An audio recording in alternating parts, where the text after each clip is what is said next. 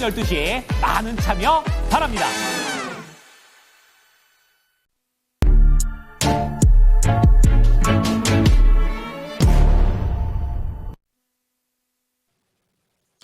네, 안녕하십니까. 거인의 시선 신기수입니다.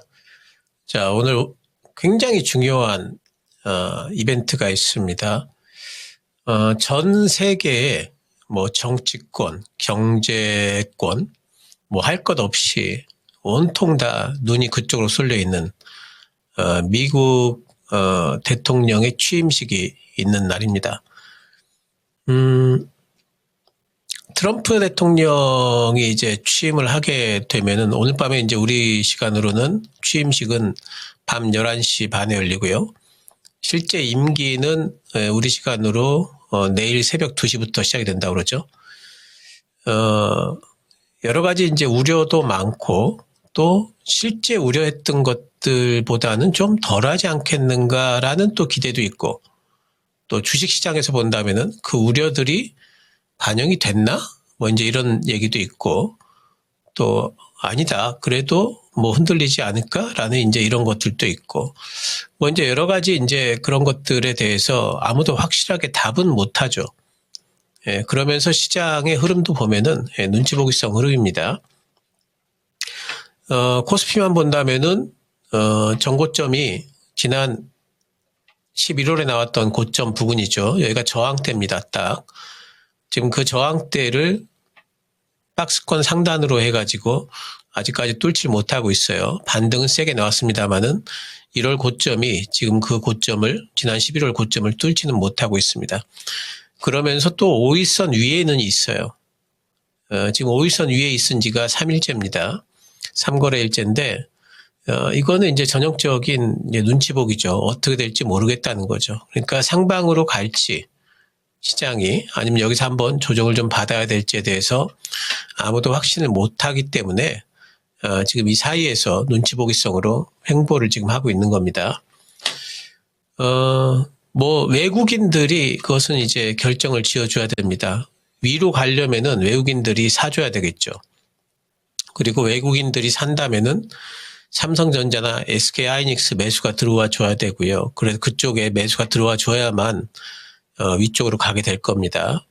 또 밑으로 빠지게 된다면 이제 외국인들 매도가 또 나오겠죠. 오늘만 본다면은 일단 코스피의 외국인들은 팔고 있어요. 지금 현재 2,350억 팔고 있고요. 코스닥 같은 경우도 지금 1,100억 지금 팔고 있습니다. 요 근래에 보게 되면은 코스피 외국인들이 조금 사들어오는 감도 있다가 지금 이틀째 매도가 나오고 있고요. 예, 그리고 코스닥 같은 경우에는 뭐 매수보다는 매도가 조금 더 우세한 상황이고 선물 쪽에서는 뭐 왔다 갔다 하기 때문에 좀 그런데 어쨌든 외국인들 순매수가 좀 들어와 줘야지 상방으로 갈 수가 있을 겁니다. 근데 외국인들 순매수가 뚜렷하지는 않습니다. 단지 외국인들의 누적 순매수를 보시게 되면은요. 누적 순매수를 보시게 되면은 근 1년간 계속 샀다 팔았던 것을 지금은 그렇게 매도가 많이 늘고는 있지 않은 상태. 이런 상태죠. 그래서 이 매도가 늘고는 있지 않은 이 상태가 이렇게 매수 전환이 어느 정도 다시 늘어나는 이런 분위기가 형성이 돼야만 시장이 상방으로 갈 수가 있을 겁니다. 근데 지금으로서는 외국인들 입장에서 생각을 해본다면은 우리 시장을 굳이 지금 불확실성이 있는데 뭐 사들어올 일은 없을 것 같고요. 그래서 눈치 보기성 횡보를 지금 하고 있다. 시장 전체적으로는 이렇게 보입니다. 그러니까 지금 트럼프 정책이 과연 선반영이 됐느냐. 여러 가지 지금 트럼프가 뭐 오늘 뉴스 나온 걸로 보게 되면은 취임하자마자 하루 만에 200개가 넘는 행정명령에 서명을 한다. 뭐 이제 그런 뉴스도 나와 있더라고요. 근데 이제 과연 그 행정명령 중에 우리와 관련된 중요한 것들이 있을 텐데 특히 이제 뭐 관세라든가 또 뭐 친환경이라든가 또 뭐 칩스법 관련한 거라든가 또 IRA 관련한 거라든가 이런 여러 가지 것들이 우리와 관련된 것들이 많이 있을 텐데 그게 우리한테 좋기보다는 좀 안 좋은 쪽으로 작동할 가능성들을 지금까지 우리들이 많이 얘기를 하지 않았습니까? 근데 그런 것들이 과연 선반영이 됐느냐 안 됐느냐 하는 일부분 이런 부분들이 불확실한 거고 또 그 다음에 미국 증시는 가령 이제 트럼프가 그 행정명령에 서명을 하게 되면은 결국에는 미국 경제를 살리겠다고 하는 거 아니겠어요? 그래서 미국에는 좋은 얘기다 이러면서 또 허니문 랠리다 이러면서 미국 증시는 좋을 수가 있겠죠. 저는 미국 증시는 그렇게 나쁠 거라고 생각하지 않습니다. 그 반등이 나왔기 때문에 좀 쉴 수는 있더라도 다시 또 올라갈 거라고 보고 있고 최소 옆으로 횡보 정도 할 수 있다. 미국 증시는 그렇게 생각을 하고 있어요. 근데 과연 그랬을 경우에 우리 증시도 미국 증시 따라서 좋을 수 있을까? 지금까지는 계속 디커플링이었는데 미국 증시가 좋을 때 우리가 커플링 될 수 있을까? 또는 반대로 미국 증시가 가령 고점 논란에 휩싸여 가지고 조정이 나올 적에 우리 증시도 그러면은 지금까지는 디커플링이었기 때문에 우리만 무사할 수 있을까? 이 모든 것들이 지금은 아무것도 우리가 확실하게 예상할 수 없는 구간입니다. 그래서 그런 불확실성들이 있기 때문에 지금으로서는 제일 중요한 게 이제 결국에는 차트 흐름 보시는 게 좋아요. 그러니까 차트 흐름이 상방을 뚫고 올라가는 흐름이라면은 그렇다면은 이제는 우리 증시에 상당히 이제 많이 빠졌기 때문에 매수가 들어오는구나. 또 이제 외국인 매수도 들어와 줘야만 또 이런 일이 생기겠죠. 또는 차트가 5일선 기준으로 하십시오. 여러분 이 말은 꼭 들으십시오. 코스피 기준으로 해서 5일선이 깨지게 되면은 적어도 아마 2470선 정도까지는 코스피가 내려올 가능성이 있습니다. 그래서 5일선 기준으로 그런 대응들을 할 준비를 좀 하시는 게 좋습니다. 그리고 지금 상황에서 우리 증시보다 선행해서 움직일 쪽은 아무래도 달러하고 국채금리 쪽이겠죠. 일단 국채금리 보시게 되면은 미국 국채금리가 지난번에 4.7 이상 올라갔다가 살짝 죽어 있습니다. 지금 현재 4.6까지 4.63까지 내려와 있는데 이게 이렇게 다시 반등할 가능성도 있습니다. 왜? 트럼프 이제 여러 가지 이제 행정명령 서명을 하게 되면은 인플레이션 우려감 같은 것들 다시 또 부각이 될 수 있어요. 연준 위원들은 그렇게까지 뭐 인플레이션 오겠느냐 하는 말들을 요즘에 또 하고 있어요. 하지만 시장은 또 다시 우려감 같은 것들을 또 나타내면서 올라갈 수가 있기 때문에 이런 부분들을 국채금리 잘 보고 있어야 되겠죠. 그리고 또 한 가지는 이제 달러입니다. 달러가 며칠간은 조금 잠잠했습니다. 근데 여기서 딛고 다시 재차 상방으로 돌진을 하느냐 아니면 이 부분에서 좀 어느 정도 횡보를 하다가 밑으로 빠지느냐가 참 중요합니다. 달러가 다시 110포인트 위쪽으로 올라가게 된다면은 분명히 우리나라 원달러 환율 같이 올라갈 수밖에 없고요. 증시에 좋은 얘기 아닙니다. 그렇기 때문에 지금 이제 우리나라 장에 선행할 수 있는 지표가 달러와 미 국채금리니까 이것도 좀 보셔야 될 것 같고요. 단지 제가 우리 시장 변곡점 나왔다라고 얘기한 게 한 달 전입니다. 그러니까 12월 말에 다들 뭐 시장 국내 증시가 안 좋다 망했다 이러고 있을 때 제가 말씀을 드렸죠. 지금은 역발상이 필요한 시기다라고 말씀을 드리면서 우리 시장의 변곡점이 왔다라고 말씀을 드렸습니다. 그리고 나서 급반등이 나왔습니다. 그래서 이번에 빠지게 된다면은 제가 변곡점이 나왔다라고 말씀드린 것은 뭐냐면은 진바닥 나왔다, 락바텀이다라고 말씀을 드린 거죠. 이번에 빠지게 되면 그렇다면 그 얘기는 무슨 뜻이겠습니까? 정말 매수 기회가 될 겁니다. 이번에 가령 흔들리게 된다면은 정말 매수 기회가 될 거예요. 그래서 그런 부분들을 생각은 해보지만은 그래도 트럼프 취임 초기에 시장이 어떻게 움직일지에 대한 불확실성 같은 것들은 있기 때문에 그런 부분들을 우리가 좀 감안을 해야 되겠다 생각이 좀 되고요. 오늘 이제 2차 전지 쪽이 상당히 좀 잘 움직입니다. 2차 전지 쪽은 의견이 계속 변함이 없습니다. 모아가자 그랬죠. 그리고 제가 이번 상반기가 전기차 시장 캐즘의 바닥이다. 하반기부터 반등이니까 2차 전지는 그 전부터 반등이 나올 수 있다. 모아가자 그랬습니다. 오늘 이제 리포트가 나왔는데 제가 하는 말 그대로 하고 있습니다. 2차 전지 지금도 모아갈 시기입니다. 그러니까 의견에 변함이 없고요. 계속 모아가시면 되고요.